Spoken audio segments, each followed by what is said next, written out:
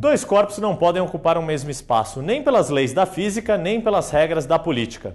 Por isso, o ex-presidente Luiz Inácio Lula da Silva aproveitou a festa de 33 anos do PT em fevereiro de 2013 para lançar Dilma Rousseff candidata à reeleição em outubro de 2014. Nós vamos dar como resposta a eles a reeleição da Dilma em 2014 nesse país.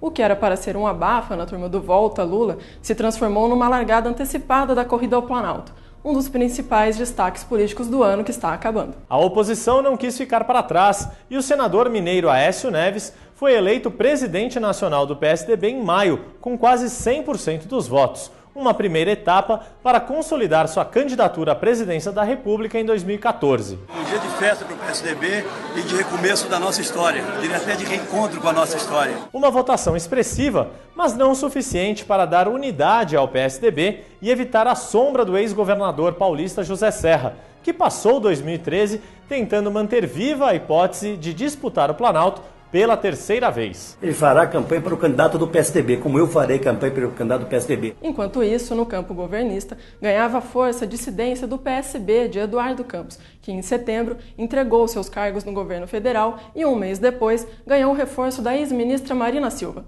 A terceira colocada nas eleições de 2010 não conseguiu criar o seu próprio partido, a Rede Sustentabilidade. A Justiça Eleitoral rejeitou o registro da legenda dias depois de autorizar outras duas novas siglas, o PROS e o Solidariedade. Nós fizemos tudo dentro do prazo, né? Quem perdeu os prazos foram os cartórios.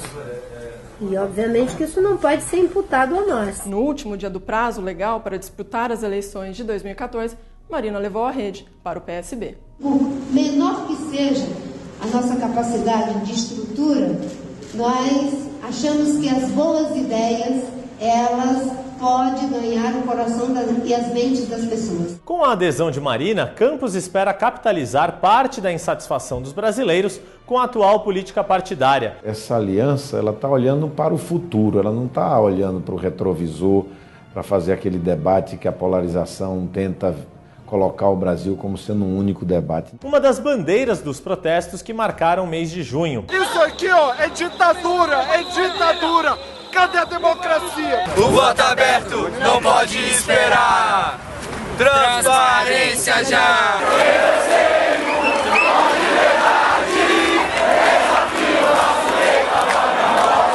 As manifestações, que começaram pedindo tarifas de transporte público mais baratas, se transformaram num movimento ainda estudado por acadêmicos e pelos políticos. Os manifestantes conseguiram invadir o teto do Congresso. De lá, cantavam o hino nacional e gritavam palavras de ordem.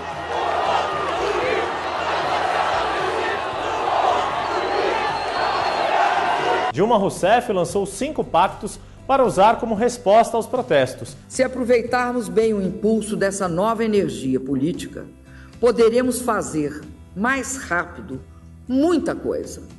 Cabe a nós saber retirar deste momento mais força para fazermos mais pelo Brasil e muito mais pelos brasileiros. E Aécio, Eduardo Campos e Marina Silva voltam com alguma frequência a esse tema. Pesquisas mostram uma crescente insatisfação na sociedade, mas ainda não se sabe quem vai aproveitar melhor nas urnas essa onda de mudança nas ruas. Se a sociedade está insatisfeita com seus políticos, muitos deles deram motivos para isso. Que o diga Nato Donadon, o primeiro deputado a ser preso no país desde 1974. Ele foi condenado pelo Supremo Tribunal Federal em 2010, mas só teve a ordem de prisão expedida pela Justiça quase 3 anos depois. As vozes da rua, com todo respeito, mas as vozes da rua crucificaram Jesus. Tem manifestações, procedem, tudo certo, tudo bem, mas temos que ter muito cuidado. Mas o que assustou meu advogado foi ela dizer, e as vozes da rua? A Câmara, por sua vez, ainda sob a sombra do voto secreto, acabou por manter o mandato do deputado preso. Não houve o mínimo de votos em plenário para que Donadon fosse cassado por quebra de decoro. Em razão do cumprimento de pena em regime fechado, o deputado Nathan Donadon encontra-se impossibilitado de desempenhar suas funções. Donadon não foi o único deputado a ser preso em 2013. No dia 15 de novembro, quase um ano depois da condenação de réus do processo do Mensalão, o presidente do Supremo, Joaquim Barbosa, determinou a prisão de ex-dirigentes do PT, como o então deputado José Genuíno e o ex-ministro da Casa Civil, José Dirceu.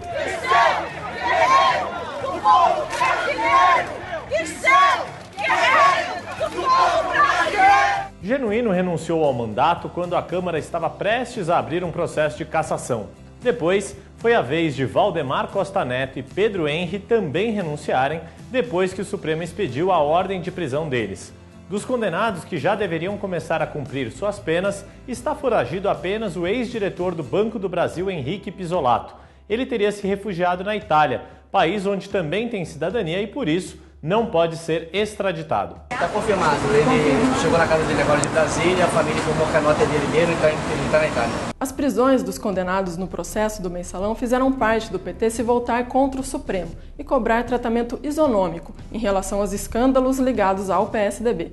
Além do Mensalão Mineiro, que envolve o ex-presidente do partido, Eduardo Azeredo, os tucanos estão atentos a suspeitas de fraudes em licitações de trens e metrô no governo de São Paulo.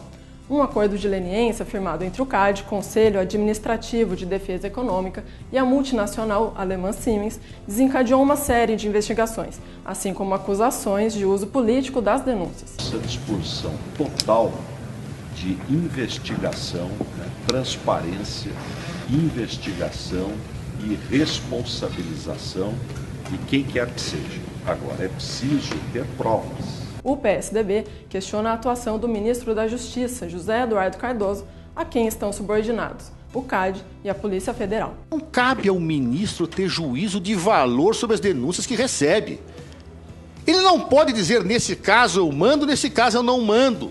Eu tenho que cumprir a lei, porque a lei é igual para todos. Se eu recebesse algo da minha família, eu teria que fazê-lo, ou então deixo o cargo. Entre os documentos obtidos na investigação, um ex-executivo da Siemens disse ter provas de um forte esquema de corrupção nos governos Mário Covas, Geraldo Alckmin e José Serra, que teria como objetivo abastecer o Caixa 2 do PSDB e do DEM. Tanto tucanos quanto petistas admitem que a animosidade e as trocas de acusações estão ligadas à disputa nas urnas de 2014. Ou seja, podemos esperar um ano ainda mais quente e uma das mais acirradas campanhas eleitorais dos últimos tempos.